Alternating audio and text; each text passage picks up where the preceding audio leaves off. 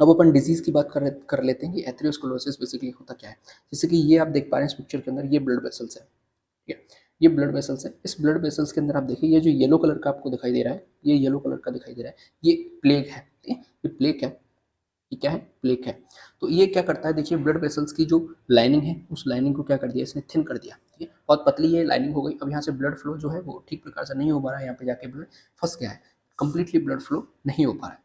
तो क्या होता है वो चीज़ देखिए, arteriosclerosis the most common disease of the arteries, the term means hardening of the arteries, ठीक है? यानी कि जो आर्टेरियोस्क्लेरोसिस है वो क्या है, कॉमन डिजीज है आर्टरीज के लिए, और इसका मतलब क्या होता है, टर्म की मीन क्या होती है, हार्डनिंग ऑफ आर्टरीज, यानी आर्टरीज क्या हो जाती है, हार्ड हो जाती हैं। हार्ड किस वजह से हो जाती है, क्योंकि उनके अंदर क्या जम गया, प्लेग जम गया है।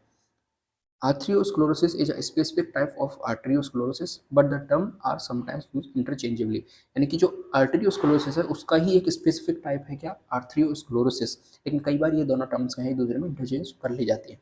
The change consist of accumulation of lipid, यानी कि अब अपन बात करते हैं प्लेग के अंदर बेसिकली होता क्या है। तो कई बार क्या होता है कि जो लिपिड्स का एक्यूमुलेशन हो जाएगा बॉडी के अंदर, या फिर कैल्शियम का एक्यूमुलेशन हो जाएगा, ब्लड कंपोनेंट्स वहाँ आके जमा हो जाएंगे, कार्बोहाइड्रेट्स वहाँ के जमा हो जाएंगे, या फिर फाइब्रस टिश्यू आके वहाँ पे जमा हो जाते हैं, कहाँ पे, इंटीमिनल इंटीनल लेयर्स ऑफ आर्टरीज, यानी आर्टरी की जो इंटीमिनल लेयर्स है उसके अंदर कई बार लिपिड्स का, कैल्शियम का, ब्लड कंपोनेंट्स का, कार्बोहाइड्रेट्स का, या फिर फाइब्रस टिश्यू का एक्यूमुलेशन स्टार्ट हो जाता है, यानी कि जमा वहाँ पे स्टार्ट हो जाता है।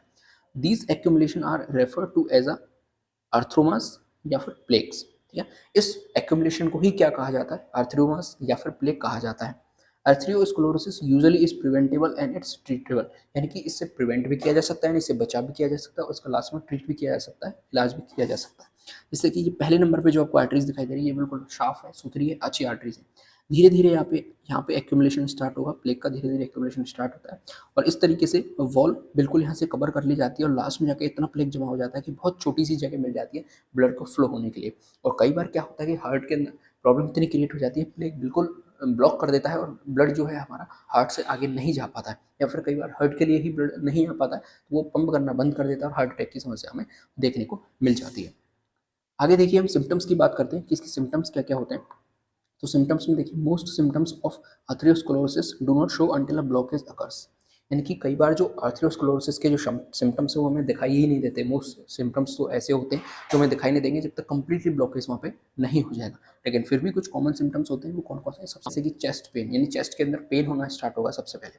फिर उसके बाद pain in leg, arms and anywhere as the arteries is block, सबसे पहले पैर के अंदर पेन होना स्टार्ट होगा, या फिर हमारे हाथ के अंदर पेन होना स्टार्ट होगा, या फिर कहीं भी जहाँ की आर्टरीज ब्लॉक होगी वहाँ हमें पेन देखने के लिए मिलेगा सबसे पहले। शॉर्टनेस ऑफ ब्रीथ, यानी कि सांस धीरे धीरे आएगी, कम मात्रा के अंदर आएगी। फटीग, यानी कि हमेशा थकान हमें महसूस होगी, कमजोरी हमें महसूस होगी अपनी बॉडी के अंदर। Confusion if the blockage affect circulation of the brain, यानी कि यदि ब्रेन का सर्कुलेशन ब्लॉक हो गया है, ब्रेन की कोई आर्टरी जैसी ब्लॉक हो गई है जहाँ ब्रेन तक फ्लो जाता है, तो वहाँ पे हमें कन्फ्यूजन क्रिएट हो जाएगा, हमें पता नहीं लगेगा कि हम कहाँ हैं कहाँ पे हैं, इस तरीके से प्रॉब्लम हमें हो जाएगी। Muscle weakness in the legs from lack of circulation, कई बार मसल्स के अंदर वीकनेस हो जाएगी, लेग्स की जो मसल्स होती हैं उनके अंदर वीकनेस हमें देखने को मिलेगी, क्योंकि वहाँ पे कंप्लीट जो ब्लड फ्लो है वो नहीं हो पा रहा है। अब हम इसकी यदि क्योर की बात करें, प्रिवेंशन की, तो कई तरीके ऐसे हैं जिनसे उस प्लेग को हटाया जा सकता है, रिमूव किया जा सकता है, यानी कई बार इसको, या फिर हम बात करें इसको कई बार बाईपास सर्जरी करके भी ठीक किया जा सकता है। तो एक तरीके से ये प्रिवेंटेबल है, यानी बचाव भी किया जा सकता है। आप अच्छी डाइट लीजिए, खाने के अंदर जो कोलेस्ट्रॉल है, यानी कि जो तेल है, खराब तेल की मात्रा है, उसको कम कर दीजिए, हेल्दी डाइट लीजिए। इसके अलावा आप कुछ एक्सरसाइज वगैरह करते रहिए, तो उससे इसको प्रिवेंट किया जा सकता है। और यदि हम ठीक करने की बात करें तो बहुत सारे इसके इलाज भी डॉक्टर या मेडिकल के अंदर प्रेजेंट है फिलहाल के टाइम पे। तो इस तरीके से हमने लिपोप्रोटीन को आज कंप्लीट कर लिया। अगर आपको वीडियो अच्छी लगी है तो वीडियो को लाइक जरूर कर दें, ठीक है, चैनल को सब्सक्राइब कर दें, और दोस्तों के साथ वीडियो को शेयर कर दें, ठीक है। देश से प्यार करें, माता पिता से प्यार करें। जय हिंद।